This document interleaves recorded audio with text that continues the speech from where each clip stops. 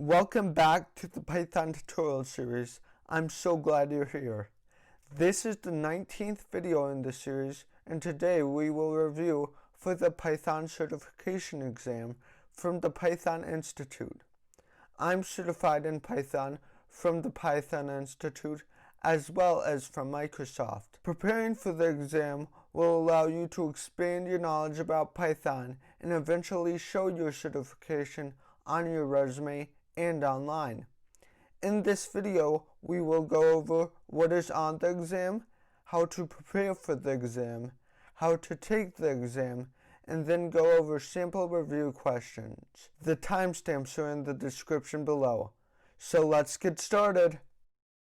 The exam is 30 questions. It covers basic concepts, data types, evaluations, and basic input-output operations, as well as flow control and a variety of data collections, and finally functions. A full review can be found at this website, and that's what we'll go to next. That's also linked down in the description below. The basic concepts cover things such as syntax, different types of numbers including floating points, integers, as well as string and boolean values. It also goes over the print and input function and things such as binary, octal, decimal, and hexadecimal, and different types of operators such as exponentiation, multiplication, division, the modulus operator, floor division, addition, and subtraction, and other types of operators. The data types, evaluations, and basic input-output operations cover bitwise and boolean operators, basic input and output operations, different types of formatting and set the print statement, basic calculations, and simple strings. Flow control covers if statements, the pass instruction, while loops, and break and continue. The next section covers lists, tuples, and dictionaries and includes different types of slicing, and it's important to know the difference between tuples and lists and dictionaries and what you can do with all of them. And the final block is function, and it covers return, yield, none, the global variable, different types of parameters and arguments, and recursion. So you may be wondering, how do I review for this exam? Well, that's what we'll do here next. To prepare for this exam, you can enroll in the free Python Essentials Part 1 course from Edube. The course has 4 modules and a summary test, and you can take quizzes and tests along the way. And this is all for free. And as you can see, I'm certified in Python, and you may be asking, why didn't I complete any of the modules? Well, I completed the modules in version 1.0, and they updated this last month to version 2.0, so you'll get the latest and greatest study resources. You can also review for the PCEP exam by going through my Python tutorial series. You'll see on this page it doesn't include every single tutorial. This is just what's covered on the Python exam. Feel free to watch all of them, but refer back to this page at any time if you want to see what tutorials align with what on the exam. The link to this tutorial series is up above and can also be found in the description down below. So you may be wondering, how do I take the exam? Well, you take the exam from Edube and can purchase it from the Edube store for $59. And there is a winter sale going on right now until Friday, January 15th, 2021 at 11:59 p.m. Eastern, and it's discounted to $47. And once you purchase the voucher, you can take the exam anytime on Edube, and it's not proctored, and the passing score is 70%. So now let's review some sample questions. The \n digraph forces the function to, well, \n is a new line character, so it will break the output line and go on to the next line. A keyword parameter is an argument and its value. For example, x equals 5. The value 20.12 times 10 raised to the power of 8 should be written as 20.12e8. that is the proper format, and it will return as a floating point number. The 0 prefix is octal. If you recall, 0x is hexadecimal. The star star operator is used in exponents, so it performs exponation. The result of 1 divided by 1 is 1.0. And you may be asking, why is it not 1? Well, anytime you use the divide by symbol, it will return a floating point number. If you wanted to return an integer, you would use floor division, which would be 1 slash slash 1, and that would equal 1. Which of the following statements is false? Multiplication does precede addition. Python uses PEMDAS operation, so same as that. The result of the division operator is always a float value. As we discussed in the previous question, it's float, not an integer value. Left-sided binding would make this expression 0 times 3 because 1 slash slash 2 is floor division, so that returns an integer 0 times an integer 3 would return 0. Which of the following variable names is illegal? It's true with the capital T because that's a Boolean value, true and false value. In reality, you shouldn't use any of the four for a variable, but the third one with the capital T you cannot use because it's illegal. The print function can output values of any number of arguments, including 0. If it has 0 arguments, it will skip to the next line, and that's how you create a blank line. What is the output of the following snippet? X equals 1, Y equals 2, Z equals 1, X equals 2, and then Y equals 1. So this will output 2 and 1. So it just flips it, and by introducing a third variable, that's how you can flip the values of the two variables. What is the output when the person inputs 2 and 4? X equals input 2, Y equals input 4. Input always returns a string, so it would need int integer if it wanted to convert it to integer. So it's two strings, so it will be 24. When they enter 2 and 4 this time, it converts it into an integer, so you'll get 2 and 4. X equals 2, floor division 4, so that will return 0. So Y is 4, and X is 0. That's a divide by 0 error, so that will cause a runtime error. When you input 2 and 4 here, X will equal 1/2, Y is 4, and then X is 1/2, so it will output 8 and 8.0 because division always returns a floating number. When the user inputs 11 and 4, 11 mod 4 is 3 because modulus is the remainder operator. So 4, 8, it can't do 12, so 3 is left over. So X is now 3. X will still equal 3 because 3 mod 4 is still 3. And then Y is 4 mod 3, which is 1, so it will output 1. What is the output when the user inputs 3 and 6? 3 will be a string and 6 will be an integer. So it will output 3 6 times. So 333, 333 will be the answer. What is the output of the following? So Z, Y, and X all equal 1, and we're separating them each by an asterisk, so it will be 1 asterisk 1 asterisk 1. What is the output of the following snippet? So this is a tricky question here because it's times 5 point. So 5 point times 3 is 15 point, and then plus 2 is 17, so X equals 17.0. But what's tricky about this, and could fool you, it's printing a capital X, and the variable above is a lowercase x. So the capital X is not defined, so it will cause an execution error. What is the output of the following snippet? 4 squared is 16. 3 floor division 3 is 1, and 1/2 is 0.5.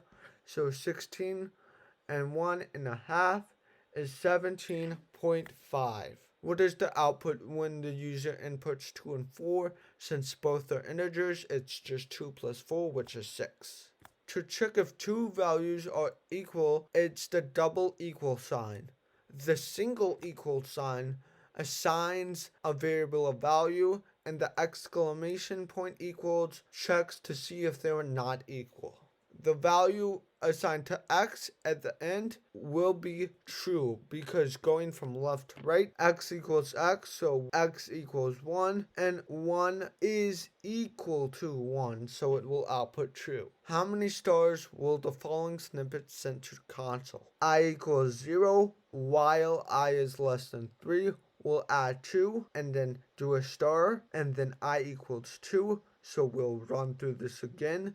Another star, and 4 is not less than 3, so it will only output 2. How many stars will this send to the console? I equals 0, while I is less than 5. We're adding 1 to I. 1 mod 2 does not equal 0, so we're going to print a star. After going through this again, I equals 2. 2 mod 2 does equal 0, so we're going to break and exit this while statement, so it will only print 1 star. How many hashes will the following snippet send to the console? For I in range 1, print a hash. When it's finished, it prints another hash. So I is equal to 0, so it does print a hash. So I is now equal to 1, so we stop there. So we go into the else statement and print a second hash. Then we're through with 2 hashes. How many hashes will the snippet send to the console?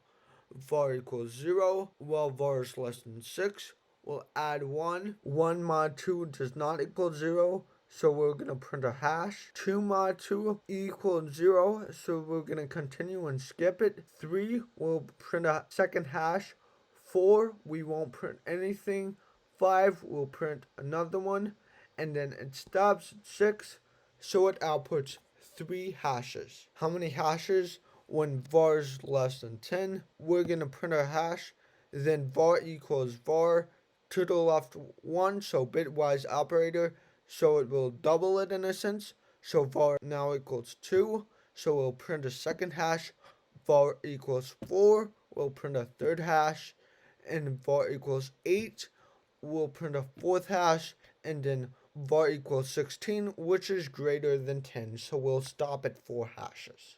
What value will be assigned to the x variable? Remember, and comes before or, so we can break this statement up into 2 chunks, before the or and after the or. Y is less than z, that's true. Z is greater than y, that's true. So the first half is true. So since we know the first half true, the output will be true no matter what's on the right, but both are false on the right, so it's true and true, or false and false. So that's true or false, which is true, and true is the answer. What is the output of the following snippet? A equals 1, B equals 0, C equals A and B. This and is a bitwise operator, so look at this in terms of bits. So 0 is 0, 0, 0, 0, 0, 0, 0, 0, and 1 is 0, 0, 0, 0, 0, 0, 0, 1. So C will equal 0, D, A or B, which equals 1 in terms of bits, and E, A exclusive or B, that means only one can be true. Well, there's only one, so E will equal 1. So C equals 0, D equals 1, E equals 1, so that will output 2. What is the output of the following snippet? You have a list here. Then we're going to print the list of -1. So -1 means the end. So the list of -1 is -2. Now we're doing the list of -2, which equals 1, so it will print 1.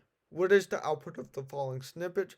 Print list -3 up until but not including -2. So -3 means start at the end and go back 3, so you'll start at 2, and go up to 3 but not including 3, so it will just be 2. What does the second assignment do?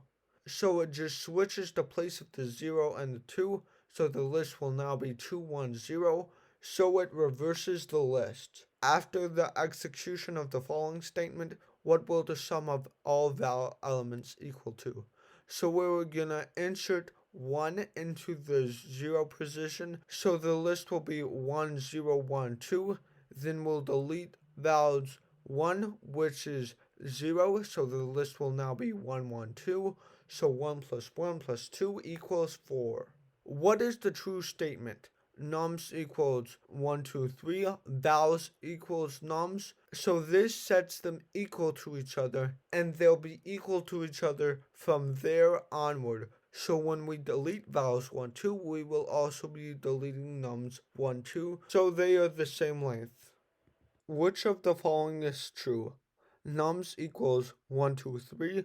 Vals equals nums -1 all the way but not including to -2. So it's shorter than nums. So nums is longer than val. What is the output of the following snippet? List 1 is 1, 2, 3. List 2 is blank.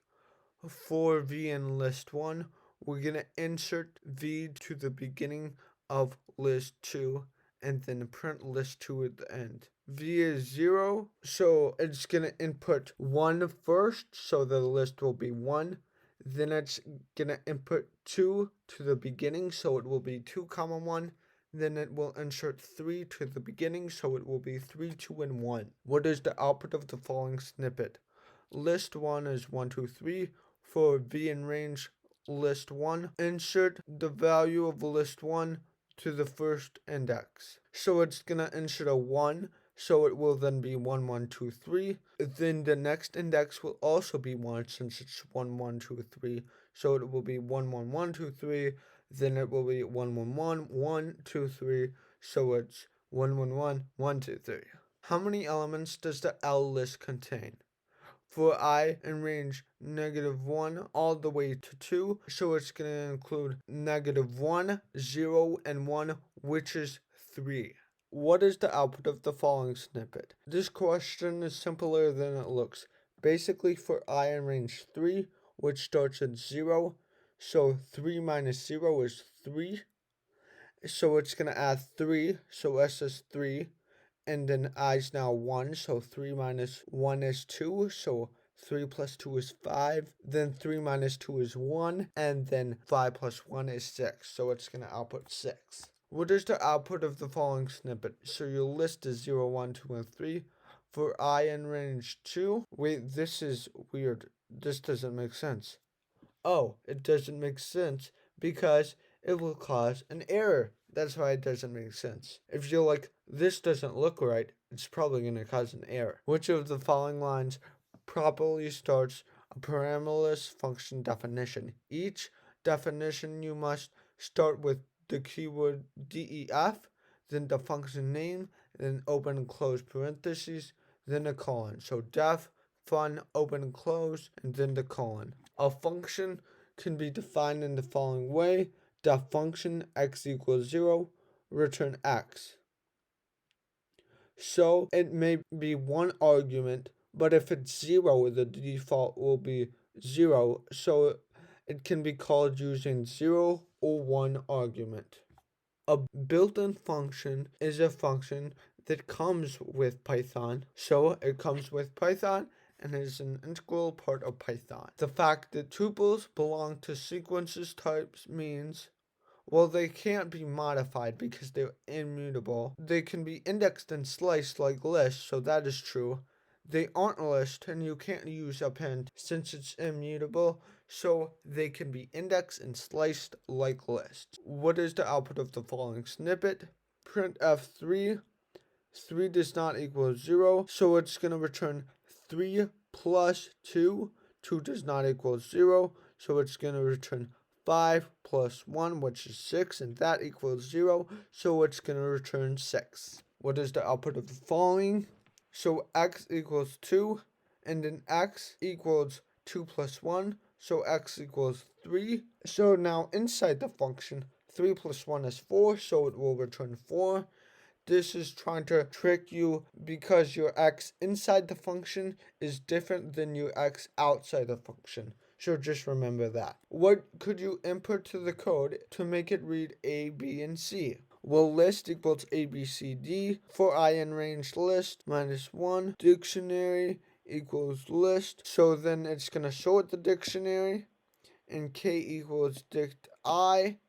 And then we can insert print K 0 element to print A and then so forth because A is the first element since it's sorted. The following snippet, well, we don't define the B parameter when we call it, so it will cause an error. So we'll print function 2 of 2, which will return function 1 of 2 times function 1 of 2, and function 1 of 2 will be 4, so it's 4 times 4, which is 16. Which of the following is a way to start a function with two parameters can be default by 0? Well, it must be A equals 0 and B equals 0. So def fun A equals 0, B equals 0 is the correct answer, which is false. The none value cannot be used as an argument of arithmetic operators. That's true. The none value can be assigned to variables. That's true.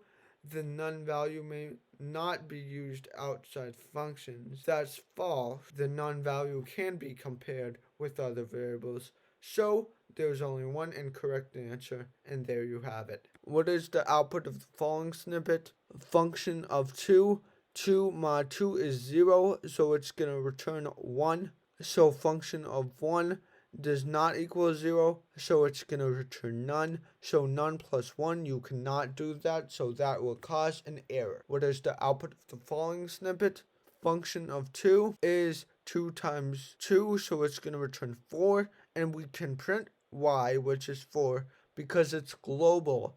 Global means it can be used inside and outside the function, so it will return 4, and that's the answer. What is the output of the following snippet? Var equals 1, and it has no parameters, so it's going to print 2, then we'll print var, which is 1, so it's going to print 2 and 1 on the same line, so there you have it. Assuming that the tuple is correctly made, the fact that it's immutable means that the following instruction will, well, you can't change it, so that's illegal because list you can change values, but you can't for tuples, so it's illegal. What is the output of the following snippet? List equals Mary had a little lamb, but list is a keyword. You cannot use it as a name of a variable, so that's an error. So this snippet is erroneous. What is the output of the following snippet? Print function 0, z is 1, y is 3. So x is 0, z is 1, y is 3. So using PEMDAS, 2 times 3 is 6, and 3 times 1 is 3. So 0 plus 6 plus 3 is 9. What is the output of the following snippet? Function out is 2, and imp is 2, so returns 2 times 2, which is 4. What is the output of the following snippet? So you have a dictionary, so v equals dict 1, and the value for that is 2. For k and range length of dict, so length of 3, v equals dict of v, which is currently 2, so 2 is 3, 3 is 1, and then finally 1 is 2, so it's going to print 2. What is the output of the following snippet? TUP is a tuple 1, 2, 4, and 8. TUP is now 1 all the way to -1, but not including that, so just 2 and 4. And then tuple equals just 2, so it will output just 2 when it's printed. And there you go. And we made it through all 60 review questions. A link to these public review questions can be found in the description below, and good luck on the exam. Thank you so much for watching. If this video helped you on your exam, feel free to comment your success down below. Make sure to follow along with this video series by subscribing and hitting the notification bell, or by clicking on the next video so that you can expand your knowledge about Python. And as always, I can't wait to see you next time.